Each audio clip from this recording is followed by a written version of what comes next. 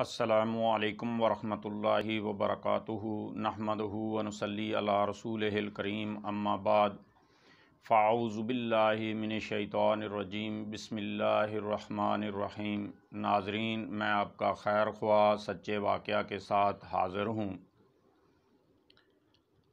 یہ جو سچا واقعہ پیش آیا وہ ایک رکشے والے کے ساتھ پیش آیا۔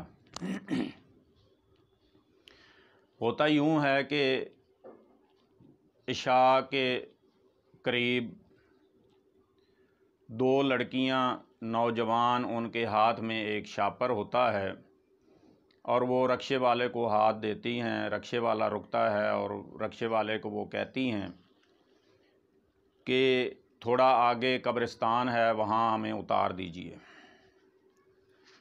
رکشے والے نے ان کو بٹھا لیا اور راستے میں سوچنے لگا کہ نوجوان لڑکیاں ہیں اور اس وقت رات کو قبرستان، ان کا کیا کام ہو سکتا ہے۔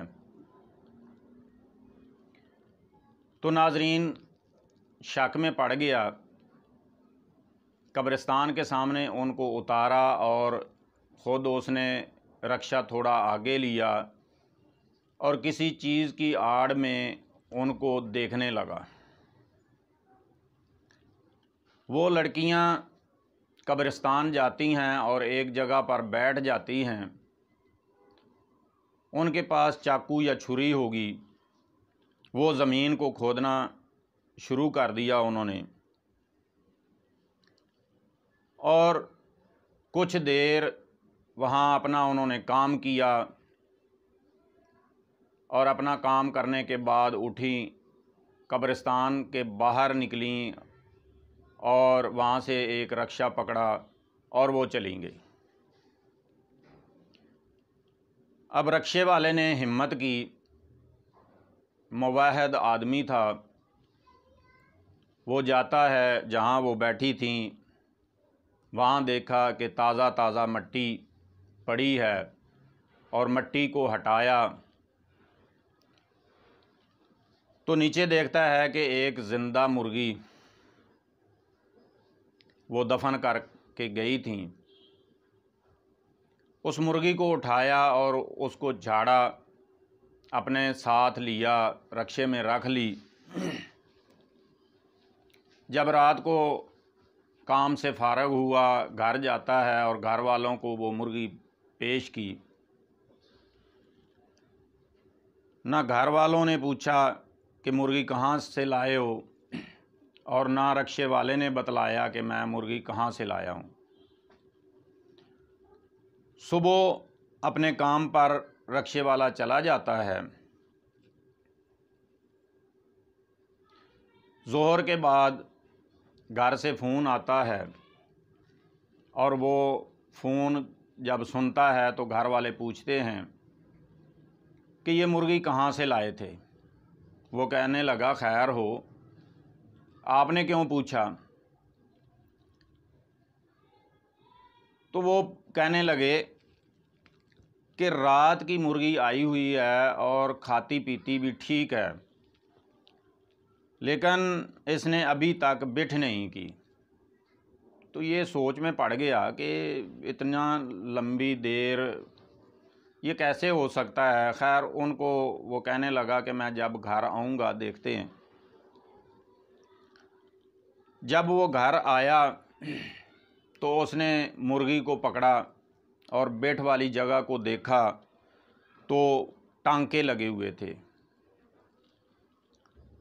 خیر، اس نے کینچی منگوائی، ٹانکے کاٹے تو ایک دم کچھ تعویذ اور مرغی کی بٹ باہر آ گئی۔ ناظرین، یہ واقعہ جو پیش آتے ہیں، اس کا ذمہ دار کون ہے؟ یہ واقعہ کیوں پیش آتے ہیں؟ ہم اللہ کے ساتھ شرک کرتے ہیں۔ تو یہ بچیاں کون تھیں؟ یہ بچیاں میری اور آپ کی بچیاں تھیں۔ میرا یہ خیال ہے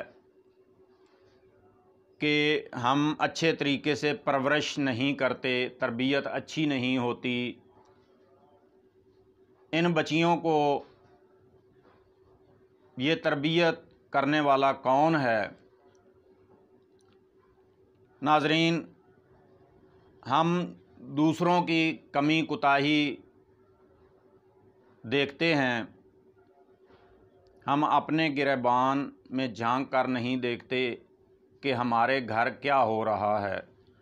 ناظرین، کوشش کیجئے کہ اپنی بچیوں پر نظر رکھیے کہ وہ کیا کر رہی ہیں۔ اگر غیر شادی شدہ ہیں تو ان کے پاس اگر موبائل ہے، وہ غلط استعمال کر رہی ہیں، تو ہمیں کیوں نہیں علم ہوتا کہ یہ کیا کر رہی ہیں؟ ناظرین، کوشش کیجئے کہ ان بچیوں پہ نظر رکھیے۔ وہ حدیث آپ نے سنی ہوگی کہ جس گھر میں ایک بچی ہے اور اس کی اچھے طریقے سے پرورش کی، اچھی تربیت کی، پھر اس کی شادی کر دی، تو اللہ تعالیٰ نے اس کے انعام میں اس کو جنت عطا فرما دیتے ہیں۔ اور اگر 2 بچیاں ہوں، ان کی تربیت اچھی کی جائے اور پھر ان کی شادی کی جائے تو اس کے لیے کتنا اجر و ثواب ہے۔ تو ناظرین، ہم کو کوشش کرنی چاہیے کہ بچیوں کی اچھی تربیت ہو، تاکہ ہم اگر اچھی تربیت کریں گے تو ہمارے لیے جنت ہوگی۔ اگر اچھی تربیت نہیں کریں گے تو اس کے لیے کیا ہوگا، یہ فیصلہ آپ نے کرنا ہے۔ تو ناظرین، اجازت چاہتا ہوں۔ السلام علیکم ورحمۃ اللہ وبرکاتہ۔